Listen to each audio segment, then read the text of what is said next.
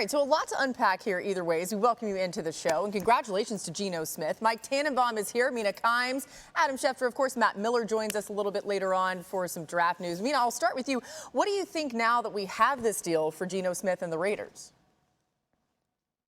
I think this is a great deal for the Raiders. When you look at the extension, you added on to his existing contract. You're looking at 3 years, under $40 million a year. That is outside the top 15 for quarterback salaries in terms of annual average per year. I think that's a bargain. I've talked a lot about Geno Smith and what he brings to the table. Last year was a down year from a production standpoint, but if you dig a little deep into the numbers, a couple of stats I think that are pertinent to Raiders fans. Again, only in 2024, Geno Smith was second league-wide behind Joe Burrow in on-target percentage and fourth in completions percentage over expected.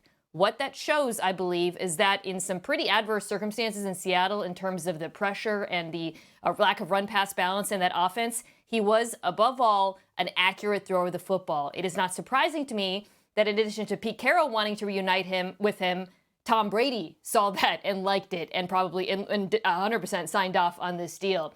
I think they still have to continue adding to the offense. Well, I suspect in the first round they will add a skill player, but I believe they've got a lot to work with, and I'm optimistic for Geno Smith this year. Let's remind everybody the latest chapter in Geno Smith's revival, okay? Remember, he entered the league as a second-round pick in 2013 and really struggled with the Jets. He had minor stints with the Giants and Chargers before catching on with the Seahawks and turned his career around in a big way. He is rewarded today by the Raiders. And Adam, we talked about this a little bit earlier on in the show where the Raiders pick at 6, and you alluded to the fact that they may be out on taking a quarterback in the draft. Let's go there a little deeper. What's the latest on what the Raiders will do there when it comes to quarterback if one falls to them?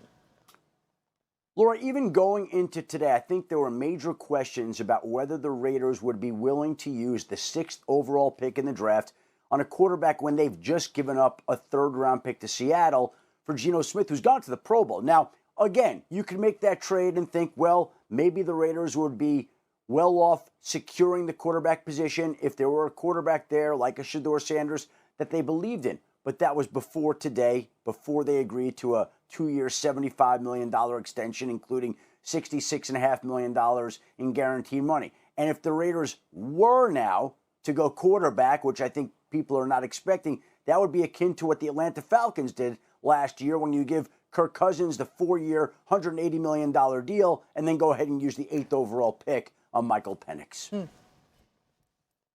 Yeah, and to Adam's point, we've seen how well that worked for Atlanta, who's now, they don't know what they're doing with Kirk Cousins. I think from a team-building perspective, it would not make sense to take a quarterback at number 6 overall because of the fact that they've now invested money. They invested that 3rd-round pick that they traded for Geno Smith, and the likelihood of someone being there that they like is probably a little bit slim at this point. So I think at 6 overall, they have to look at playmakers for this offense. You bring in Pete Carroll, you bring in Chip Kelly. I don't know that any of us can name the Raiders' top 3 returning receivers from last year. Who's Geno Smith going to throw the ball to? You're going from DK Metcalf and Tyler Lockett and Jackson Smith and Jigba in Seattle to they have Jacoby Myers, but the cupboard is bare outside of that. Obviously, tight end Brock Bowers is a superstar, but they need help on the outside. They need help at the running back position. So I think for the Raiders to go quarterback at 6 or even to go quarterback in the 2nd round would be way too early for me, given how many needs this team has to give Geno some of those playmakers that he was so comfortable with in Seattle.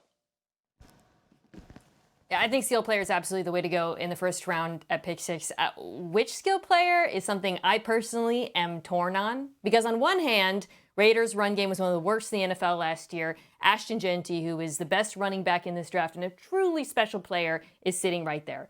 On the other hand, as Matt said, there is a need at receiver. A receiving triplet, a trio, if you will, of McMillan, Jacoby Myers, and Brock Bowers would be fantastic.